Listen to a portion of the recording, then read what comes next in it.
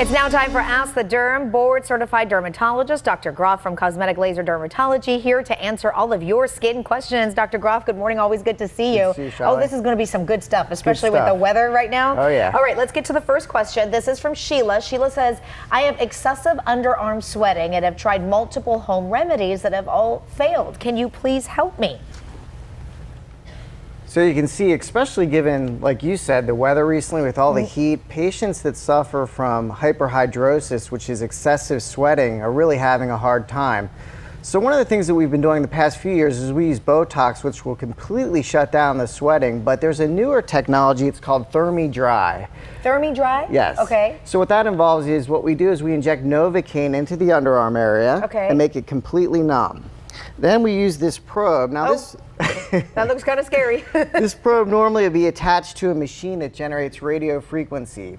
So once the underarm's numb, we can slip this probe under the skin and deliver radio frequency to the glands that produce sweat. Oh, wow. And it shuts them down. And it can last for 3 years or longer. So one treatment, 3 years or longer, no sweating and no body odor. What is that called again? It's called ThermiDry. ThermiDry. Okay, Yes. Sheila from Chula Vista. I hope that answers your question. Let's get to the second one. This is from Terry in Encinitas. My son has this bump on his lip. Can you tell me what this is and how to treat it? Thank you, Dr. Groff. Oh. What is that? Well, you can see if you look closely, he's got a little red growth on his lower lip, and kids commonly get these. These are little, what are called angiomas.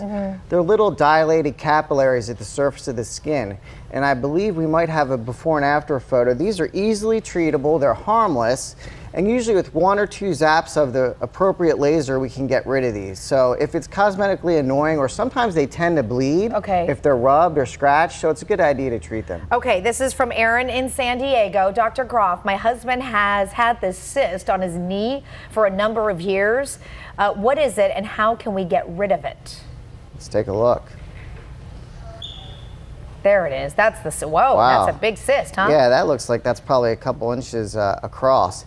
This is what's called an epidermal cyst. Now, Shelley, I don't know if you've ever been on YouTube or Facebook and people post videos of popping these cysts or, you know. Oh, yeah, I've seen it. I can watch those all day. So, and they're doing it at home, which is a big no-no. Yeah. The problem with that is, imagine this is the cyst under your skin, okay? So you're at home and you decide you're going to try to release this cyst.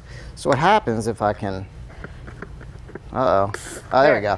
So we release the contents of the cyst, but the cyst stays under the skin. So this cyst wall has to be removed or it'll just keep coming back and back and back. So you got to go to your doctor's office to take care of this. Okay, this is from Monica in Chula Vista. Monica said, Dr. Groff, I recently tattooed my eyeliner, which I did not give it much thought. What is the best way to remove, considering it's by my eyes? This is from Aaron in San Diego. Or no, Monica, Chula Vista. Well, yeah, I see this all the time. Women get their eyeliner tattooed or their eyebrows, and then they hate it. So the good news is with the newest laser technologies for treating tattoos, we can treat these just like we would a traditional tattoo art on your arm or back or anywhere. So you can see this is a patient of mine that I just did one treatment on. See how the eyeliner's probably like 90% going with just one treatment. See how it swings out from her eye there, and then in the after photo, it's much, much better. So we can definitely treat these, even though they're close to the eye, no problem. Okay, and then this final question. This will apply to a lot of us. Me too, Dr. Groff. Me too, recent changes to the weather, my nose is really dry and cracked with occasional bleeding. What is the best way to treat this? Just with all the dryness right now, Dr. Groff. Yeah, you can't really see in this photo that he sent us, but I mean, we've all experienced this. With the dry weather, the inside of the nose gets cracked, it gets sore, it can bleed, it feels like there's scabs in there.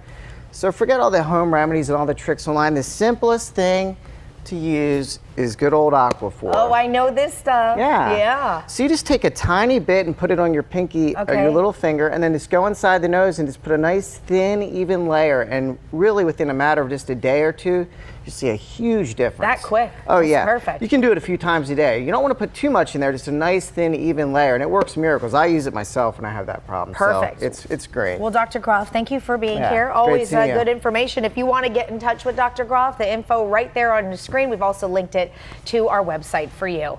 9:12, Raul, we'll get it back over to you.